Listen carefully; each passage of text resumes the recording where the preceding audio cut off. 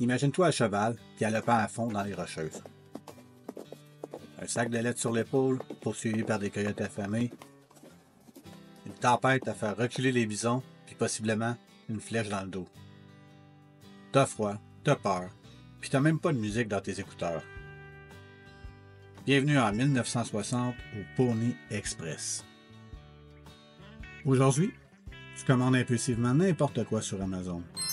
Puis avant même que tu aies le temps de te décoller 2 yeux le lendemain matin, ton colis est déjà rendu devant ta porte. Avant même que ton café ait fini de couler. Et oui, 2 mondes différents, 2 époques. Une seule constance. L'être humain a toujours voulu que ça arrive vite. Que ce soit une lettre d'amour en 1860 ou un chargeur USB en 2025. Le Pony Express, c'était la Formule 1 du courrier du Far West. Un monde sans Wi-Fi, sans carte routière. Juste un gars et son cheval. Lancé en 1860, il reliait Saint-Joseph, Missouri à Sacramento, Californie, sur une distance de 3200 km. Les cavaliers, souvent des jeunes gars, faisaient des relais éclairs à cheval, changeant de monture à toutes les 15-20 km. Il y avait des coyotes, des bandits, puis des chevaux qui te lançaient dans le décor au moindre écureuil.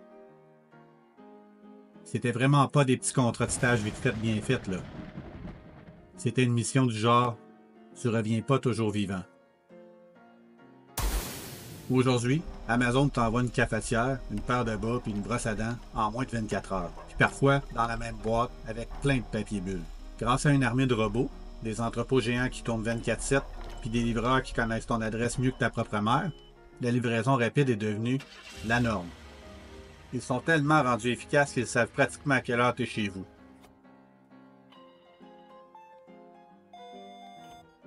Ok, parlons franchement là. Être cavalier du Pony Express, c'était pas mal le contraire d'un emploi tranquille. C'était payant, mais très risqué. Fallait que t'aies du cran, puis un peu de folie dans les yeux. Tu sais, quand les attaques de grizzly font partie de ton quotidien, mais quand t'arrivais au bout, sacoche encore en main, t'étais considéré comme un héros. Tu t'avais mérité ta paye, puis le droit de prendre des vacances. Du galop dans le Far West aux livraisons par drone puis camionnettes électriques, disons que la livraison a pas mal évolué. Mais au fond, on court toujours après le temps.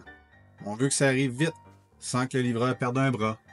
Si t'as aimé cette petite virée entre cowboy puis colis prime, il y a plein d'autres métiers disparus tout aussi bizarres, inutiles ou carrément dangereux qui t'attendent sur notre chaîne.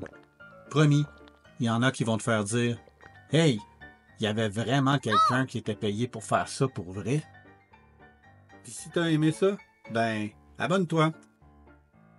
Pas pour flatter l'algorithme, on s'en fout de lui.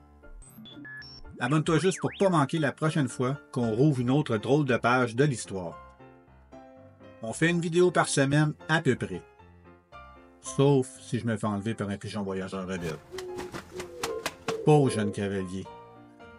On est-tu content d'avoir Amazon maintenant?